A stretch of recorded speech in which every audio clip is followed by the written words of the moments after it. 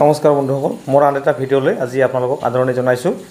আজি এটি ডাঙৰ খবৰ বিশেষকৈ চৰকাৰী কৰ্মচাৰীসকলৰ কাৰণে দিবলৈ ওলাইছোঁ। লগতে অন্যান্য ভাল খবৰো আছে।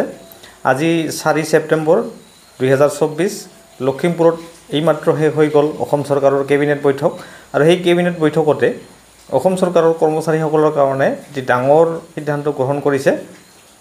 সেয়া হৈছে অসম চৰকাৰৰ কৰ্মচাৰীসকলে যদি কিবা কাৰণত দুৰ্ঘটনাত মৃত্যু হয় তেতিয়াহ'লে তেওঁলোকে 1 কোটি টকাৰ ইঞ্চুৰেঞ্চ লাভ কৰিব।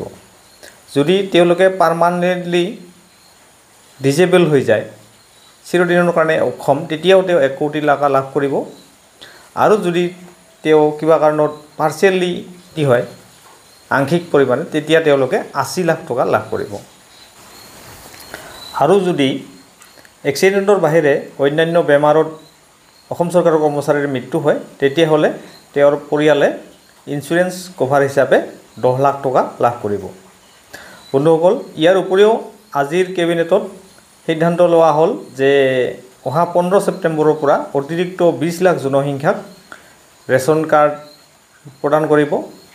আৰু পৰিয়াল হিচাপে ধৰিলে অনুমানিক 5 লাখ পৰিয়ালে হয়তো এই সুবিধা লাভ কৰিবলৈ সক্ষম হ'ব। যিসকল পৰিয়ালে এতিয়াও ৰেচন কাৰ্ড লাভ কৰা নাই তেওঁলোকে অহা 15 ছেপ্টেম্বৰত নিশ্চয় ভাল খবৰ লাভ কৰিব। বন্ধুসকল, ইয়াৰ উপৰিও আজি কেবিনেটত আন কেইবাটাও সিদ্ধান্ত গ্ৰহণ কৰা হৈছে। তাৰ ভিতৰত আন এটি সকলোকে চুই যোৱা পদক্ষেপ হ'ল অহা 2 অক্টোবৰৰ পৰা অসমত 39খন সমজিলা অৰ্থাৎ সাব ডিষ্ট্ৰিক্ট কাৰ্যকৰী হ'ব। তাৰ ভিতৰত আমাৰ বঙাইগাঁও জিলাৰ অভয়াপুৰী যিটো সাব ডিষ্ট্ৰিক্ট সেয়াও কাৰ্যকৰী হ'ব বুলি আজি বৈঠকত উল্লেখ কৰিছে।